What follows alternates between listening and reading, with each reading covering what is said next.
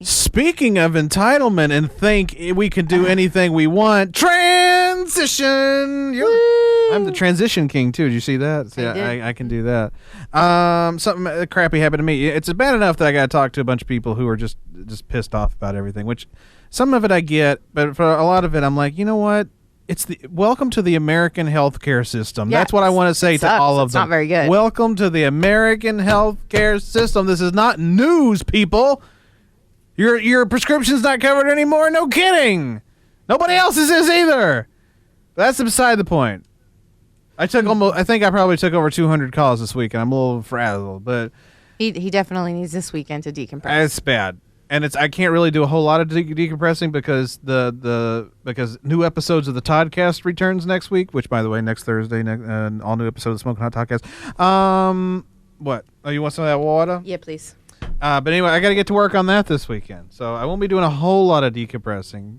Plus, we've got other things we got planned. So, we were talking about eating out or something. We are. We may go to B-dubs. So, there's things to be done, but I'm going to try my best. But anyway, if it wasn't bad enough I was getting it on the phones, last night I go to check the mail. I work from 12 to 8. I was going to say, reminder, before he starts his story, Hot Toddy works from home. This is very important to the story. He works from home. And my day is pretty full. I work at my job from 12 to 8:30, and then I usually take like a break for dinner, and then I get to work on like stuff for our Superfuzz YouTube channel or the Toddcast or this show. If we got things to do, I'll work on that, and I work on that till in the wee hours of the morning, then go to bed and wake up and start all over again. But the point is like really, this is one of the few times now of the week that I get out of the house, that I come here to this station to do this show. Yeah.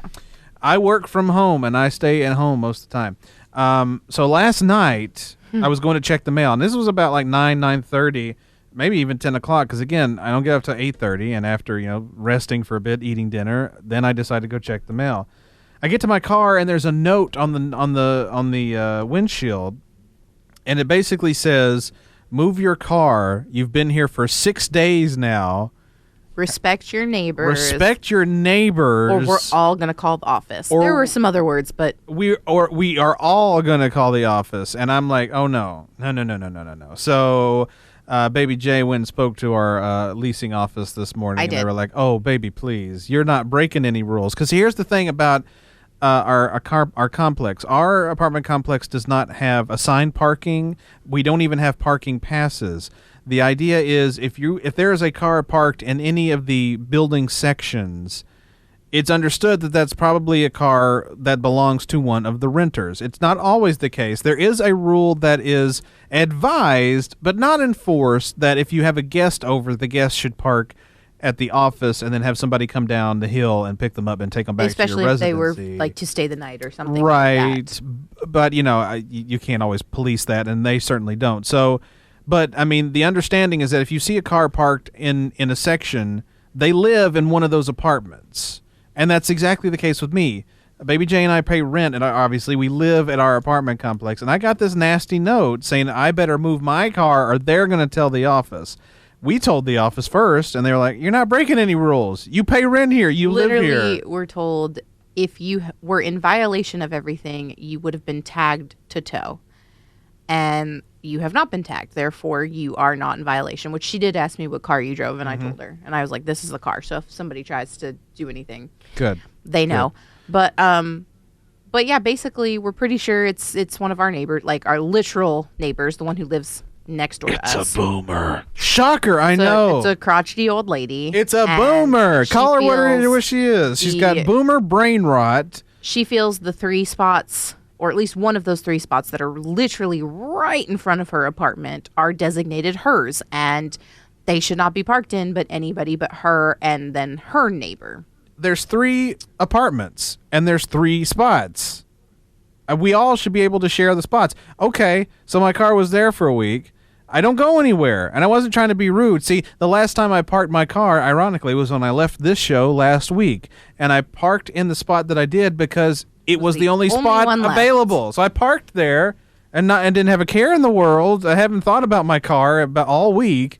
And then because I go out. Again, he works from home. And Baby J's been checking the mail, so I haven't moved. That's why the car hasn't moved at all, because I haven't gone down there to get it. She's been getting on her way in here recently.